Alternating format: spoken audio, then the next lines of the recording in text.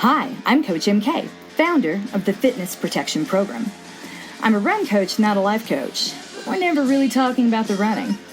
Running is the tool. It's the conduit we use to examine the world we live in, as well as its impact on our own lives and the lives of the people around us. How we react to certain people and to certain stories tells us a lot about how we view ourselves. I'm committed to the thoughtful, intentional exploration of the importance of running so that no one discounts their own badassery, ever. Final note, this podcast is geared towards every runner who won't lose their home, livelihood, or health insurance if they show up to the corral with a hangover. Not that I'm encouraging you to do that, just saying. Sit back, relax, and enjoy the Fitness Protection Podcast. Hi, so that was dramatic.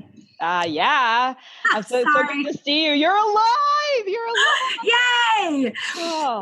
Yay! Well, I feel bad about kind of how it all came about. A little embarrassed, but also that when in these moments when I have feelings, because 20 years of therapy has taught me to look inside and be like, where did these feelings come from? Why am I embarrassed right now? I should be excited I don't have cancer. And which, we don't know for sure that I don't, but I'll explain what that means in a minute. All sides have been pointing to very big and very bad. And this is the rub, and this is the conversation I really wanted to initiate about how we don't know how to talk about the intersection of body image and wellness, but you look fine. Oh, but you have cancer, but you're so pretty. Like where does this begin? And how doctors have dismissed me for over a year of like, oh, it's really hard being over 40. And I'm like, no, bitches, something's wrong. Something's wrong.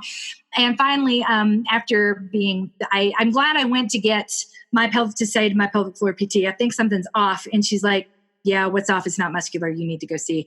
And I already had my yearly physical lined up anyway. So go get your yearly physical, you guys, and push. And if your doctor doesn't listen to you, go find a doctor who will. Get a new doctor. This is why a lot of cancers of Ladybusiness aren't caught until they're too late. Everything looks like menopause because anything that's going wrong, we just kind of write it off and sweep it under one big rug. There was a story that I read about how ovarian cancer is in fact not the silent killer, not even close. Like that's misogyny in medicine at work, where yes, that could be nothing, but that doesn't mean you shouldn't examine it to make sure that it's nothing. And all of this escalated from a simple pelvic exam. So to back up a little bit to let everybody know kind of like how we even got to this point, I went for my yearly physical. I'd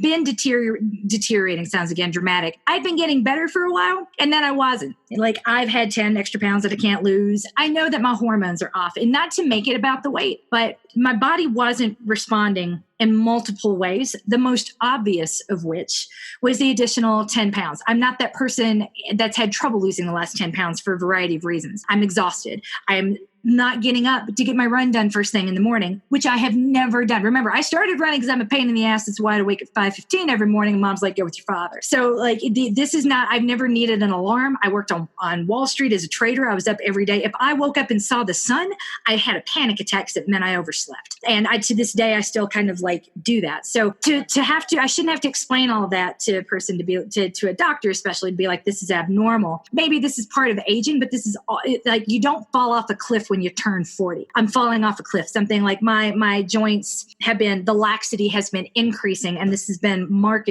since March. But when I mention it, getting old is hard. There's a lot of that. And so I had been blaming the Mirena, and I was fully prepared. I reached out to my GP to get on the schedule for the yearly physical because I thought what I was going to say was I've been exploring ways to get off of Mirena and thinking like maybe my IUD is the problem, because everyone I talk to, no one says, oh, I love Mirena. Everyone's like, I turned into a psychopath. This went wrong and that went wrong. And I've never heard anyone be like, my IUD is the most amazing thing ever. So I thought, well, maybe it's the Mirena, but medically, there's no science to support that Mirena being problematic in this particular instance with any of my symptoms. And that's what I kept getting. Like, you're just getting older. It's not the Mirena, but absent the exploration. So finally, I went back to see my GP, and I forgot why I like her so much. She had not implanted the Mirena, but she was the first one to be like, okay, well, let's take a look at your pelvis. All right, you're going to get an ultrasound like today. I'm going to call in the order now. And I was like, oh, okay. Well, it's nice to be taken seriously. And I got the ultrasound later that afternoon. And one thing I know for sure from my experience working, like having things go really, really wrong. Remember, like my life turned upside down with my dad's heart attack when I was 6. And then again, right before his transplant into his full heart transplant in 2006, it was medicine does not move quickly unless it's urgent, because there's a lot of need. So when it's usually like, okay, this could be a problem, we're going to get you on the schedule to get testing, and that's going to take 2 or 3 weeks. And we're going to send your labs off, and that's going to take 2 to 3 weeks. And everything takes 2 to 3 weeks. And so start to finish, it can take like 2 months to get a diagnosis. That's not odd. When things move faster than that, it's not a good thing. You'd never want to be interesting to a doctor. During the course of that ultrasound, 3 different doctors walked through the room, went and walked back out. And that, again, that not normal. You see a tech, you see nobody else. Like when a tech is flagging and then gets not 1, but 2 confirmations, I'm like, shit. So that I walk out and they're like, okay, you need to go see your doctor. There's something inside. We're going to need an MRI to confirm it and to come up with a surgical pathway, but that thing cannot stay inside you. And I'm like, what is that thing? And they said a word, a very big word. It's probably Latin. I didn't study Latin. I'm like, why did I have to be born to my parents in Tennessee where we don't learn Latin? Because I need it in this moment. And I didn't do well on the ACT because Latin, elitist bullshit. But I kind of like try to make a joke out of it. And I leave and I get they say, we're going to call to schedule the MRI. You'll probably hear from us in the next day or 2. It'll take some time to clear your insurance, I'm sure. I get in the car. I check my email. I turn the car on. And because I'm not that person that's going to turn the car on, then check my email while somebody's waiting. By the way, if you're that person, don't be that person, because people see taillights and they think you're going to back out. Yep. So being incredibly courteous, like I fucking do. That's when my phone rang. And they were like, we're scheduling your MRI. I'm like, whoa, that's not okay. That's serious. Yeah. So but at this point, I'm like, so this is kind of a big deal. I'm like, mind if I ask what they're looking for? And I got a bit more of an explanation. And so in the realm of things that could be growing in your vagina at any given moment, there is a whole spectrum. Don't Google it. It's scary. But of that entire spectrum of things, there are 3 that are always linked. Ovarian cancer can only be in 3 of those things. Right? So the universe, genus, all the things that could be growing in there, 3 of them, they're not always cancer, but cancer is ovarian cancer is always linked with one of these 3 types of growth. And so we can't say it's not cancer until it's out and biopsied, for sure. But what they were saying in a very roundabout way, what they needed the MRI to confirm, and I didn't understand this. So this is where I left thinking this is my last normal weekend, going to take all the selfies. I was like, we don't know what we're going to see when we do the MRI, but they found something in my ultrasound. What if it's in my liver? What if there's a pathway of cells? You know this all way too well, I'm sure, from your experience with your mom. What they're looking for in that MRI is the pathway to see if the thing has spread. So what the MRI said, and at this point, I hadn't felt the need to really share. Okay, I love you too. I hadn't really, sorry. We can leave that in the podcast. It just makes life. My husband works from home on Fridays, and he's part of the story too. So I didn't completely understand that. I didn't Google it. I didn't want to think about it, but I had to tell my husband, this might be our last normal weekend. Let's try to make it as normal as possible. And we just did. At some point, someone's going to put 2 and 2 together that I'm not running. And that happened. And I got some notes, because the only time really in the past 3 years that I've gone more than 2 days without something on Strava, it has been when shit hit the fan. So I started getting the first pings, and that's when I knew I needed to talk to you and say, hey, by the way, since you face all the clients, I'm not going to answer any of these questions until I'm quite sure I'm not leaving you, twisting in the wind for you just quit Harvard to come work for someone that might be dying of cancer, FYI. Is that going to be weird for you to answer questions about that? Thanks. I knew that however I communicated next, I'm kind of torn. You can't put your business on Facebook, then complain when people notice it. And Strava is really the same thing. So knowing this is going to happen, I'm like, I don't want to hide it. I don't want to lie about it. And I shouldn't have to not say anything until I know it's something. Like, how many people right now are listening to this? They're like, yep, I feel that. We're waiting for results for my mom, results for my son, results for my husband, results for me. And I can't say anything, because if I do, I don't know for sure there's something to worry about. Everyone's going to dismiss this as invalid or not listen to me. And if I do talk about it and it doesn't happen, they'll be like, see, you worried for nothing, which makes it harder to listen to me the next time I'm worried about something. And by the way, these worries are legit. When doctors would not have been behaving the way they did if there wasn't a legit reason the past few days. Doesn't mean I'm dying, but they can't assure me that there's no cancer either. And there's no way to biopsy it, because the second you stick a needle or scrape it, then you could have made it metastasize. So that's why we're going to have surgery quickly. We're going to take it out. And then they're like, in all likelihood, this is not cancer, but we can't promise you it isn't until it's out of your body. So I explained that to you. And then you were like, well, what do we say? And I'm like, say what's in your heart here. The thing I want people to remember is the beauty that I took away from this weekend. And that's take the selfie. And that sounds a little trite. I went skydiving, I went Rocky Mountain climbing. Everybody live like you're not. I don't want to, be that person either.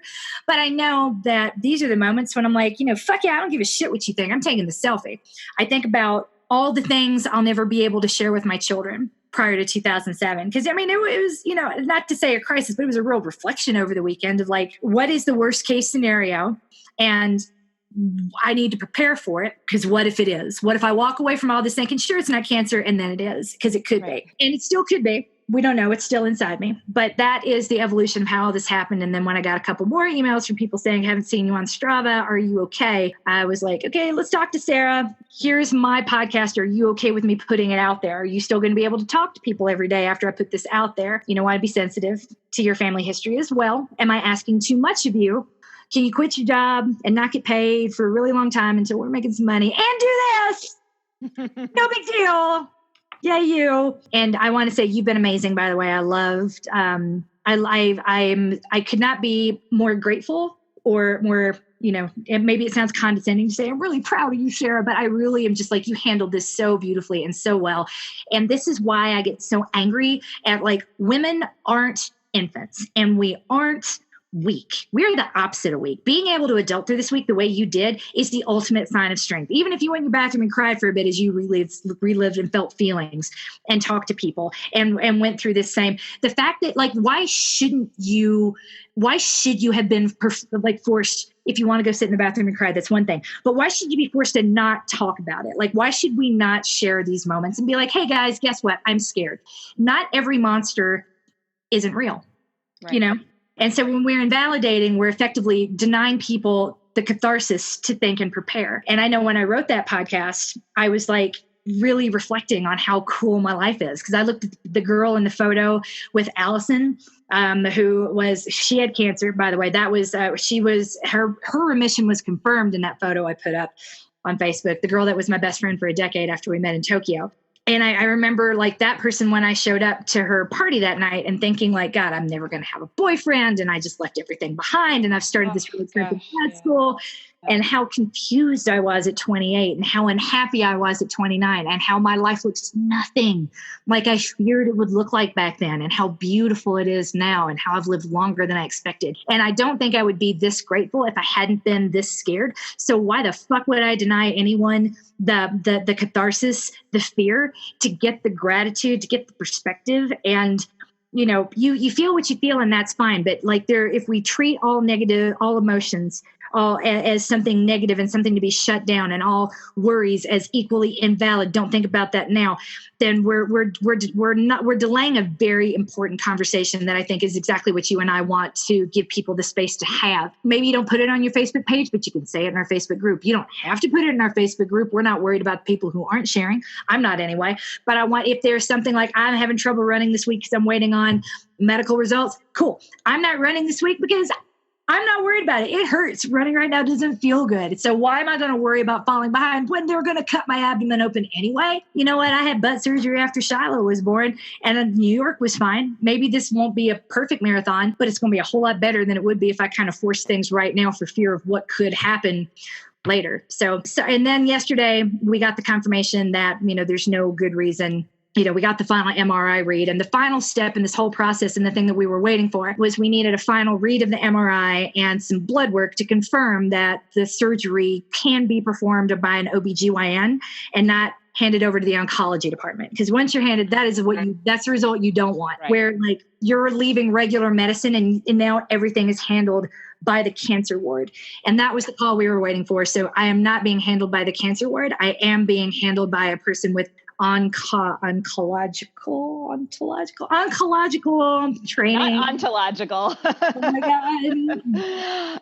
With Latin. So it was with training in oncology. Let's put it that way.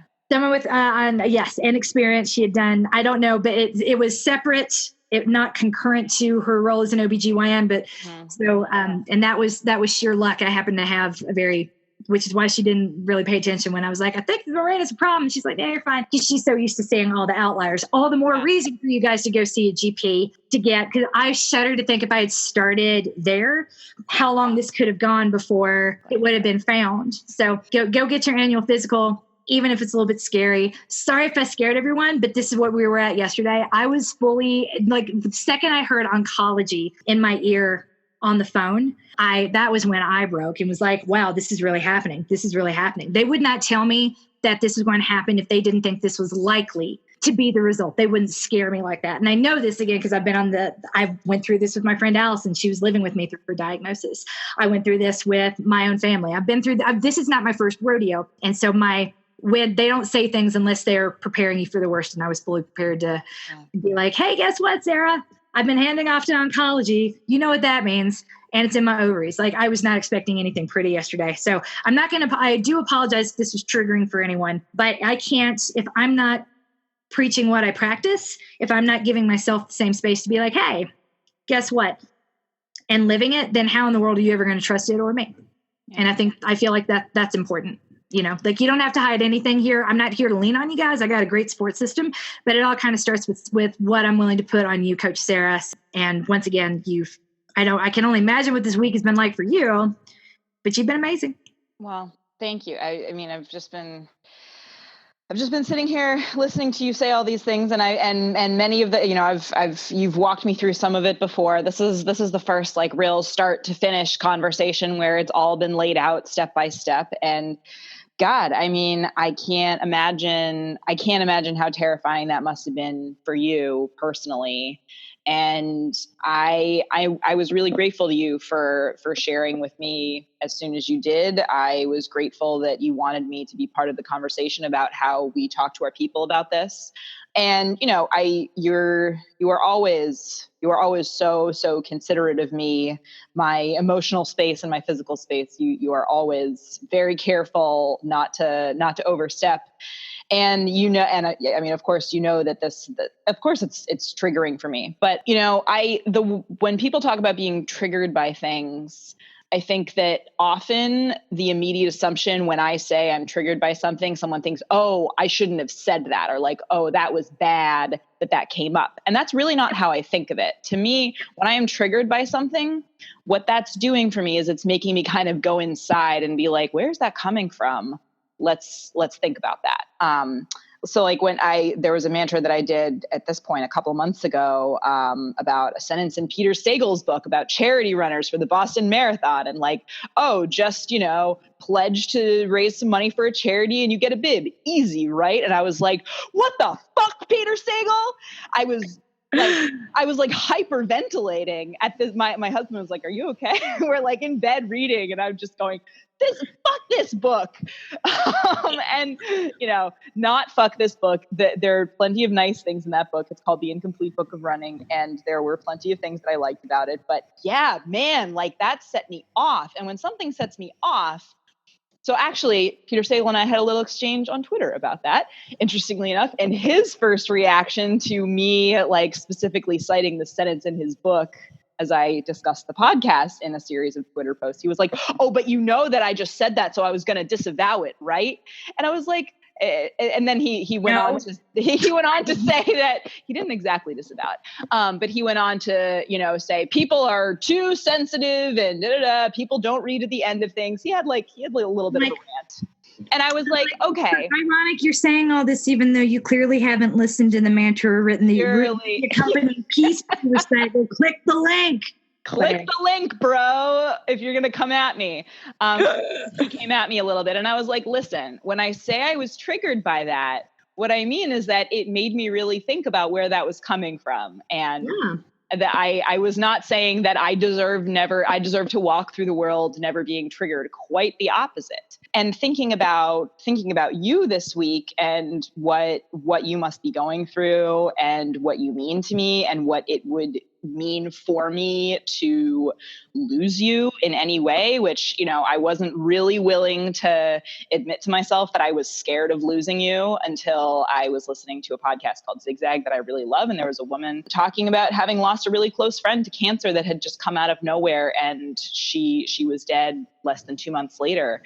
It hit me really hard that deep inside me, I was holding on to a very big amount of worry about what was going to happen to you. And it comes from a place that's very understandable. I do have a lot of family history with cancer, not just with my mom, but obviously my mom is the major piece of history that affects everything about how I live my life. I think I said in our first or second episode of this podcast that, that is my defining trauma. That is what happened to me that affects everything about what I have done ever since then. And nothing that I do, especially nothing that I do related to running, related to writing, will ever not be affected by having lost my mom to cancer. But having cause to kind of think about all that has come out of that, like you were saying, this made you live your weekend taking all of the selfies in a way that you otherwise would not have. That fear gave rise to something in you that made you reflect on all the things that you have.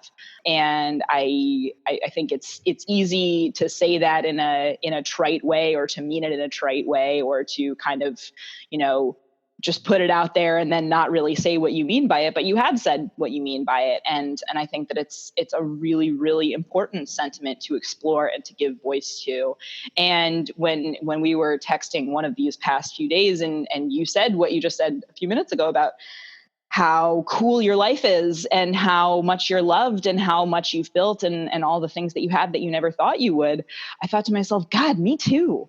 Like, I really, if the one thing that's going to make me stop and realize that I'm creating things in this world that I'm going to be proud to leave behind someday, then at least I get to reflect on that. At least I have a moment to look at my life and say, wow.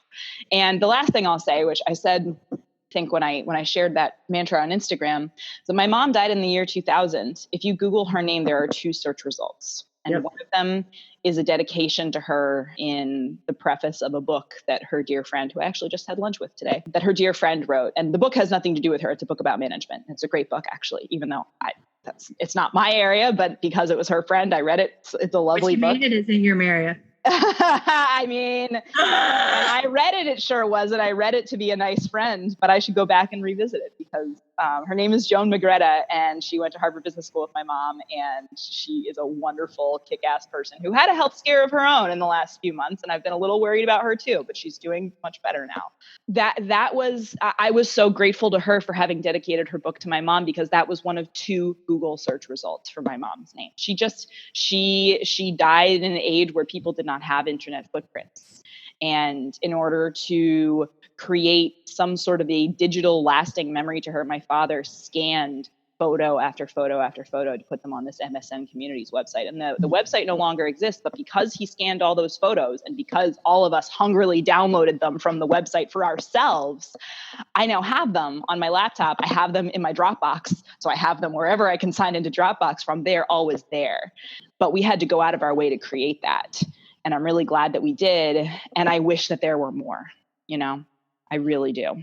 The thing that has stuck with me the most is when you talk about how you don't know your mom's personality, what she would have been like as a mom and as a friend at this age to kind of guide how you are in your relationships, in your marriage, and with Ross. And it was a throwaway comment that you made, because it's always the throwaway comments that stick in our brains, right? The ones that we don't think of, where I'm like, that resonated with you. Okay. Let's explore that. 20 years therapy. Let's explore that. That's great. But the thing that I got to thinking about was the thing that has defined who I am. That's always got me in trouble. It's having such a different perspective everywhere I go. I thought I was broken. And it's like, or maybe I'm on a mission from God, and maybe that makes me a delusion of grandeur, but maybe I'm more important than I thought I was. Maybe I do matter. Maybe I need to leave a record of this voice behind. Maybe the podcast was just the start. When I kind of not quit, but scaled back from Lifetime Run to devote more time to the other contract position that I had at the time, I remember my runner saying to me, but but what about us? He's going to take care of us. I'm like, I'm still going to take care of you. It's just going to be, I can't do this drive all the time. And I'm like effing busy. So I had to find, that was where the podcast came from, Morning Mantra, was to make sure they still got a little dose of Coach MK, even if they couldn't have as much of me as they wanted. Because a lot of them just didn't identify with the other brand. They couldn't participate in the programs. And a lot of them don't live near Lifetime. So it's like, where is my place if it's not through these two channels? I'm like, I need a different entry point. And then leaving that last one behind was really hard. It's like, but who is going to do this for me? I remember someone said to me on the phone in tears, who's going to love me? I'm like, I'm never going to stop loving you. Coached and loved is like fucking forever. Oh my God. But no one talks to me the way that you do. And that is something I've heard a lot so consistently now over the past year. No one talks to me the way that you do. No one hears me when I speak. So it's like, wow, I do serve a purpose. I do fill a void.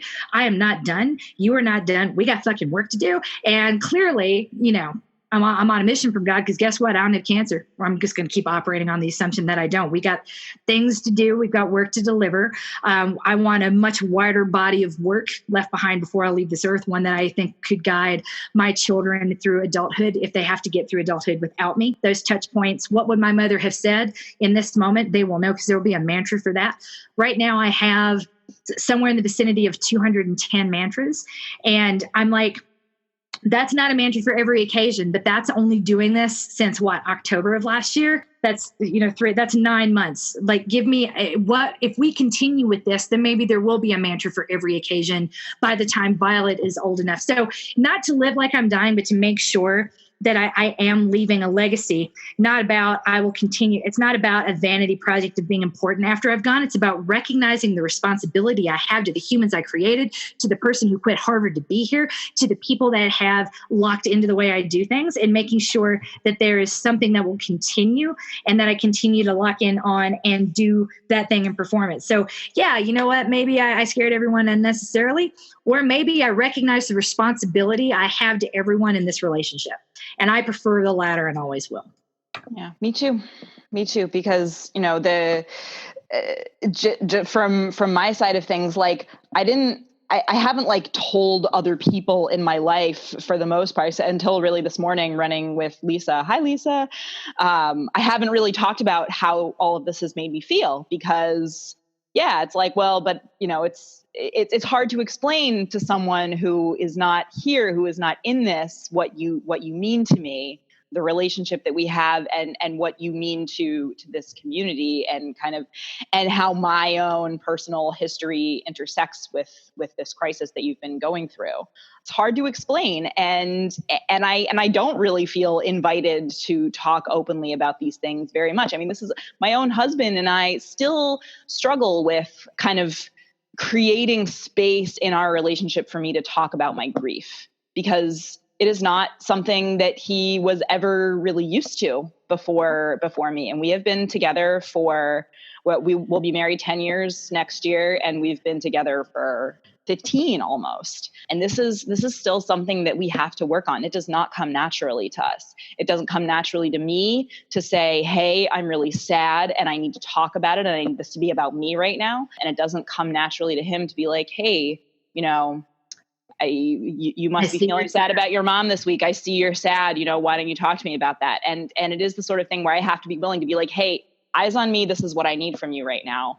And we're getting better at it, but it is, I guess what I'm trying to say is that the example that you set by being open with people about your fears, it has created a space for me to also be triggered and look inward, and make something out of that. And that's so incredibly valuable to me on a personal level. And I think, when we both know that it's not just me that finds it very valuable. So, and again, I see that as a responsibility, and it's one I take seriously. If you and I are really going to have this conversation, ongoing long conversation that we want to have about, you don't know what wellness looks like. You don't know what health looks like, and you never knew what strong looks like. I would postulate that we don't know what weak looks like either. It's not the person crying in the corner. It takes a lot of strength to get there, a lot of strength to sit with those emotions. It's a lot easier to shut down the conversation and walk away. I would argue that being fine, performing fine, that is the real weakness. There are moments when you're going to have to do that and trudge through that moment. But what do you do next? Shutting it down. We're just creating a nation of sociopaths, of psychopaths. Emotion does not lessen a situation. Knowing how to deal with those emotions means you're going to deal with those situations in a better way. And my final note on this is that as a manager, it's really easy to say, well, you're not responsible for Sarah's feelings. I'm like, I'm responsible for a human who's put her trust in being here. And it is not hard to be like, hey, there's this thing happening. It could affect you. What do we do? Because if we don't have that conversation, you know who it suffers? The business. I would argue it is lazy, crappy, terrible management to not give a shit about your client-facing direct reports ever. Yeah. I have a book about management, and I'm sure it says that in there. Just saying, everybody's human. Give them space to be humans, and they will. And you're gonna retain loyalty. So even if you're doing it from that evil edge of like, if I'm really nice now, I'll get more from her later. Who cares? You know what? Just being nice. It never hurts you to be nice. And if someone's taking advantage of it, that's a different thing. But we live in a world now where you don't have to be physically present to do most of the work that we do. That most of the work that we produce does not have to happen between the hours of 9 and 5. And if you're in one of those, if you're managing workflows in one of those places, as long as the work gets done, hopefully someday we get back to a point of who cares how, because you have all the tools to do it whenever you want. No one goes home at 5 o'clock and shuts it off. No one. We're going to have to shut this off, unfortunately. I've got to go. You're be well.